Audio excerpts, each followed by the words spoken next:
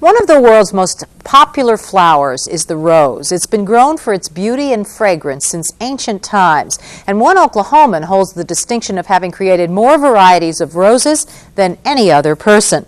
His name is Herbert Swim, and in 1963 he created the Oklahoma rose. This year, the state legislature named the Oklahoma rose the state's flower.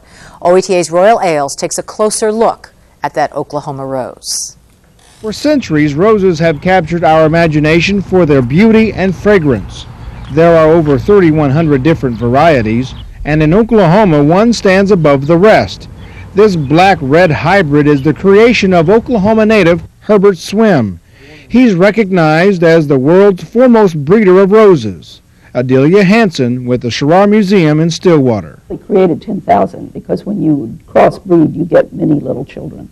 But part of the selection process is to select out those with the best qualities and then choose from those the ones that you apply for a patent.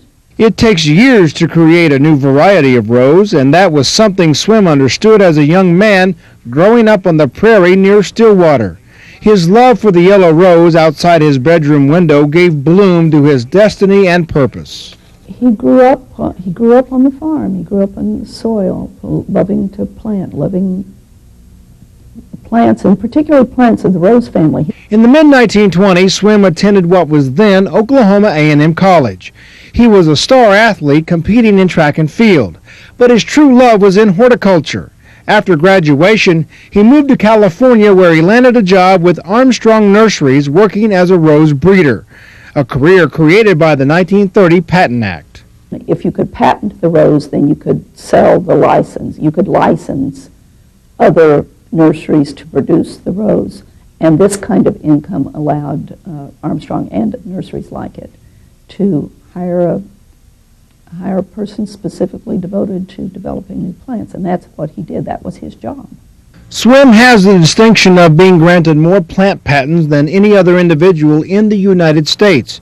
He was involved in the development of peaches, berries, camellias, and olives, and he created some of the world's most famous roses. His desire to honor his home state grew as his career took off. In the 1960s, he began cultivating what would become another All-American selection. It would also become the rose that was featured as part of the landscape for this state's World's Fair exhibit in 1963. It's not, I think, an accident that he chose a dark red rose to represent Oklahoma, because he specifically mentions in his autobiography that it's the dark red ones that he likes best. Earlier this year, the state legislature designated the Oklahoma rose as the state's flower. Lauren Snyder, a sixth grader from Edmond, Oklahoma, put it this way in her poem entitled The Oklahoma Rose. Here's a portion. As soft as velvet, as pretty as can be, the Oklahoma rose is the rose just for me. Blinded by its beauty, dazzled by its silk, spring is roaming near, its petals smooth as milk. Placed in the dining room, standing strong and proud, the petals are so big as if they're laughing out loud. As soft as velvet, as pretty as can be, the Oklahoma rose is just for me. Honoring a man whose only dream was to create the world's most perfect rose, and did. In Tulsa for the Oklahoma News Report, I'm Royal Ailes.